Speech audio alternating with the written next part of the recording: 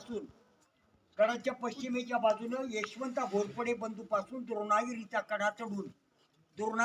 कडा चढून छापा घालून आणि उदयमानास ठार मारून तानाजी मालुसरेंनी प्राण अर्पण केले गेले.